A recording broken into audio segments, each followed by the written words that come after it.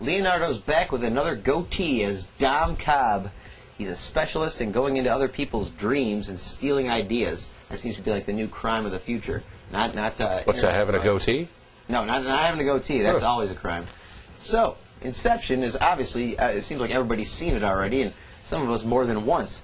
But it's the highly popular new movie by Christopher Nolan, who, of course, gave us The Dark Knight and Memento, one of your favorite movies. Oh, Drew. Definitely in the top 5 of the last decade. The plot of this one, which has been touted as highly original, although it's not that crazy original, but it's still pretty original. Yeah, it's good. Involves Leonardo DiCaprio's character, Dom Cobb. That's a nice name, Dom Cobb. It reminds you of corn on the cob. And Dom Cobb specializes in going into people's dreams and taking ideas right out of their head. He steals the ideas. He goes in with his team, so basically it's like a heist movie, but it takes place inside people's dreams and ideas instead of like diamonds or money or what have you.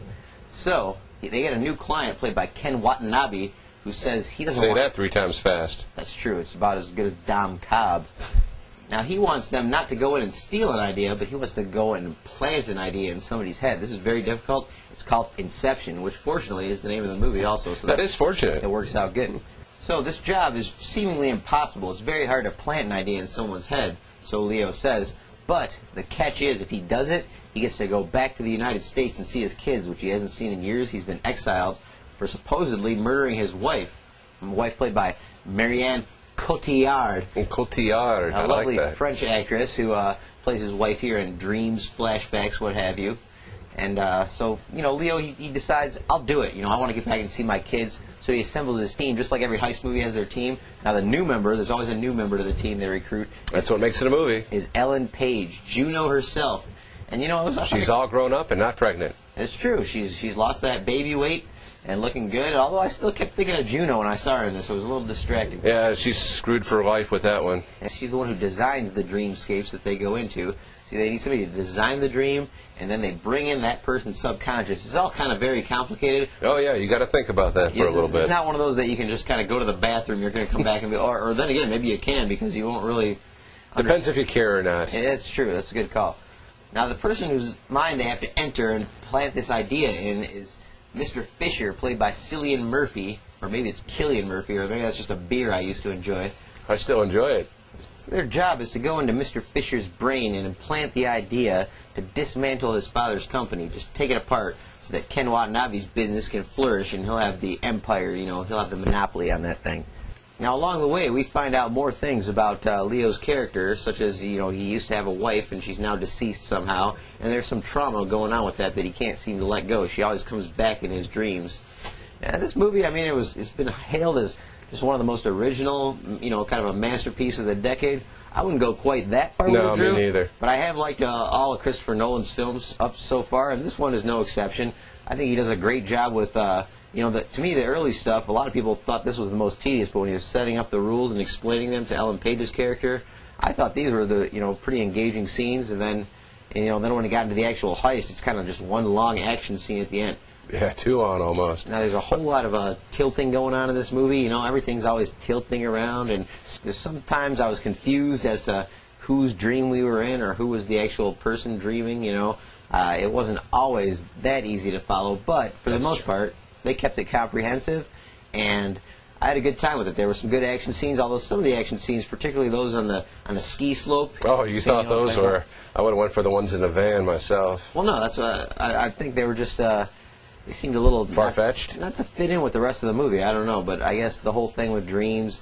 But anyways, between this movie and Shutter Island, if you put these two together, it have DiCaprio mind-messing double bill right there. And all I can say is... Leo has not had good luck with wives in his last couple movies, so he should just play a single guy in his next one. But I think at least it gets you talking, and I enjoyed this movie. What did you think, Drew? Yeah, Corey, I like this movie too for the most part. I mean, it was a little far-fetched, especially, this, like I said before, the scene with the van, when they're all in the van, they're doing their little dream thing, and there's like 16 different people shooting guns at them. They roll over. Nobody's hurt. Everybody's just fine with their seatbelt. Well, whatever van this was, you should look up their safety record. You might want to get one if you want a van. That's true. That was a sturdy van. It wasn't a dream, though, Drew, so you know. It was like in a second level of dreaming, so they said, and they even had the anesthesiologist as the driver of this, and all of a sudden he's Mario Andretti just going all around the corners. Flipped it once, but he was able to get it back up there.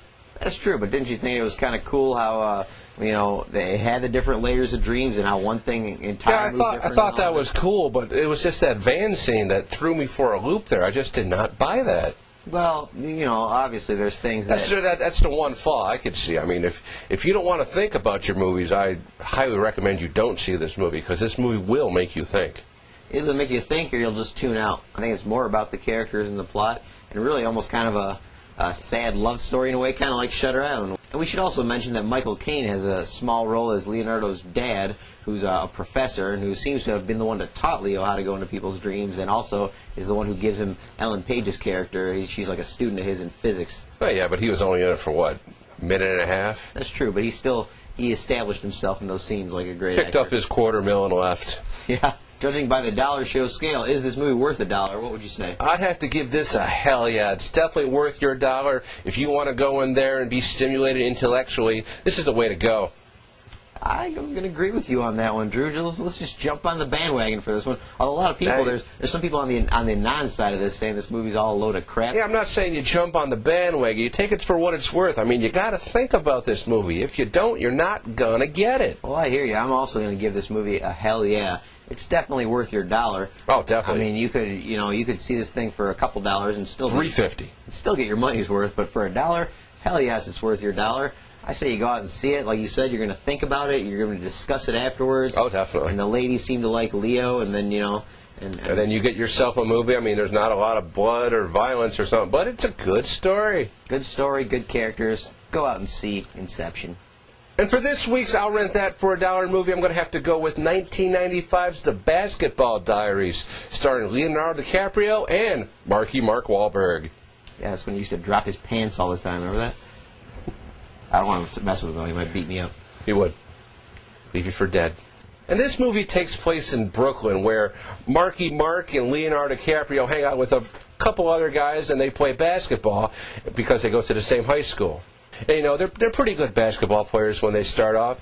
They're going for the scholarship for college. And these guys do everything together, including jump off the bridge to go into this polluted Hudson River. Now, Leonardo, he just doesn't have those looks. He's got the intellect in this movie, too. He likes to write his poetry that he lets nobody else read. And before too long, Leonardo and Mark, they start to get into the drug scene, you know, drinking beers, smoking pot, taking pills.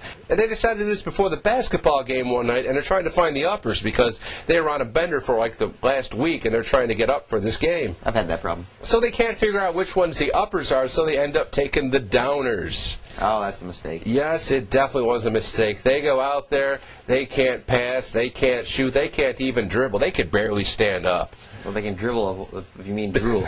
So the coach takes him out, and then he has a little talk with Leonardo in the bathroom a little later, and we find out that Coach wants a little bit of Leo. And as Leonardo beats his coach to a pulp, he goes out with Mark, and conveniently they shoot up some heroin. Now after Leonardo's mom finds out, she kicks him out of the house and says they're not going to have any of that type of stuff in my type of house. So Leonardo says, hell with it, goes out on the streets with Mark, and they keep doing it in back alleys, abandoned homes.